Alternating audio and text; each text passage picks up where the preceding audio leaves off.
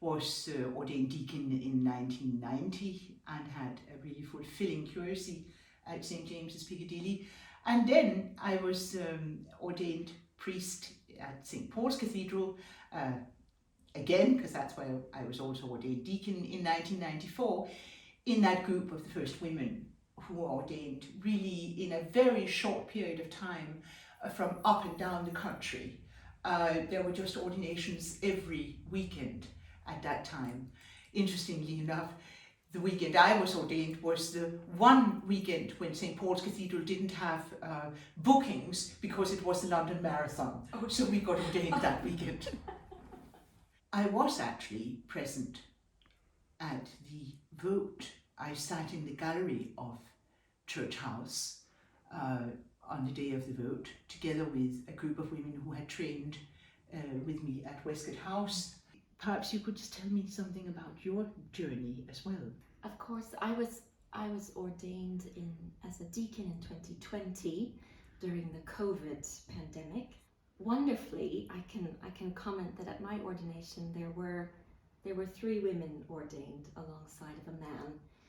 Do you want to talk a little bit more about the particular aspects of being a woman in ministry? I find myself sought out for pastoral care by particular people, and I wouldn't want to put that all down to gender, but I think that there can be a component to that. That one of the experiences I had, it was certainly something I had not expected when I was first ordained, was that because it was so new, because it was known, because I was in the centre of London, that I suddenly found myself being asked for conversations and prayer by a whole lot of women who came to tell me that they had been previously felt rejected by the church. But I thought that was a really important and significant responsibility, because it was both to listen, it was both to try to build a bridge, it was try to enable people to come back both to church but back to God's care. Yes. And in that sense it was perhaps unique because it was the first group of women priests, so that suddenly there was this representation. What I also think, and I think this is about the future, is that the ordination of women was really what I would call the great thaw. Yes. That the great thaw of the ice that opened really the door to this enormously important work of working towards inclusion, of working towards being a church of diversity and inclusion in all different areas.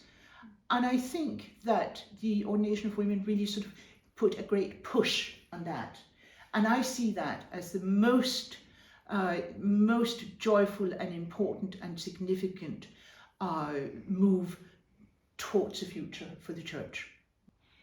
I would say that certainly the generation of women in terms of ordination that I belong to, I think one of our main responsibilities really was to remember what it was like to stand out in the margins as we moved into the centre of the church. Never to forget that, never to forget what happened in the margins. I think of the bishops we now have in the Church of England who are leading all kinds of incredible initiatives to do exactly what you've said, to ensure that this move from the margins widens and opens up to include more and more of God's children. We see this around racial justice, we see this around the environment, socio-economic justice, we see this in Bishop Sarah's leadership in surrounding LLF.